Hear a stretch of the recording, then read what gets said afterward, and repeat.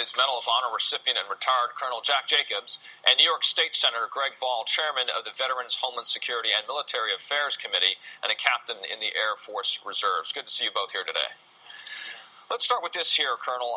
When we look at some of the data here from the VA, disturbing, and you've seen the numbers. The VA saying that they nearly have 900,000 disability claims pending with an average wait here of 273 days. The average wait in major cities is 2 years. How do we get to this point? Part of it's due to the VA itself and their attempt to do the right thing. When General Shinseki, who's currently the Secretary of Veterans Affairs, took charge, he's himself a wounded veteran, he decided that people who have PTS and veterans from Vietnam who were subject to Agent Orange, they should be entitled to VA benefits. That's cash money benefits for disability. And so he made them all eligible. Now for the bad news, the VA is singularly unequipped to handle those claims. It's on a paper system, not digitized, and it's going to take about 2.5 years at least until it's able to catch up with all the claims. Senator Ball, as we look at these pictures here, they really are shocking. This is just piles and piles, shelves and shelves full of files of cases, each one of those representing a veteran who had put everything for this country forward, and now they come back and have to see this in terms of their specific case, perhaps, being put off for years. What's your reaction? No, just quickly, I'm not in the active reserves right now. I was promoted to captain, academy grad from 2001.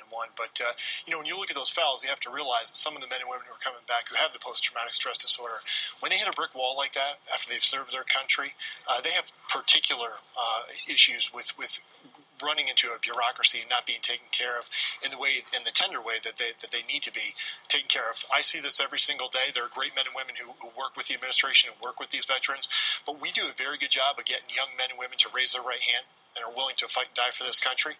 We do not do a very good job of transitioning them back into the civilian sector, giving them the benefits that they were promised, and transitioning them to have meaningful employment, not as a handout, but as the opportunity to use their skill sets that they have in a way to create jobs and to continue a tradition of service in this country. Colonel, another part of this, and you were interviewing Veterans Affairs Secretary Eric Shinseki just on Wednesday as you were part of the Hiring Our Heroes fairs, which have been going on for 2 years. You and I have been involved in it.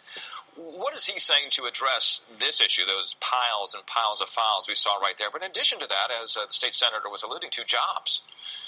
He's going to digitize, and they're working on it. And it's kind of interesting to note that while the federal government has taken an enormous slash in its budget, and by the way, will continue to downsize in terms of how much money it's spending, the Department of Veterans Affairs actually has a huge increase in its budget, and it's mostly to deal with this problem. But with respect to jobs, there's a big problem here. Part of the problem is the Defense Department. It's interesting to note that it takes, 8, 12 weeks, maybe more, sometimes as long as a year to turn a civilian into a soldier, sailor, airman, and Marine. It takes a week to turn them back into a civilian. This is bad news. Defense Department has to take more responsibility for transition. The second thing is, and the Defense Department needs to get involved in this too, there's got to be an education process. Employers don't realize that veterans are the best people they can get. These are people who've had authority and responsibility at a very early age, and employers need to know this. State Senator Ball, I've got the opportunity to meet many of them at these fairs, and they are so driven. They have the skills that the Colonel is talking about. We have 200,000 on average returning into, if you will, civilian life every year, yet we don't have the jobs for it. Hiring Our Heroes is trying to get 100,000, 400,000 more. They've got 100,000 so far. How important is it for jobs as a solution to help those returning veterans to reintegrate? I got to tell you, I've worked with a lot of service-disabled vets who have many times a disability and who are heroes, and you're a hero, and it's a pleasure to be with you today.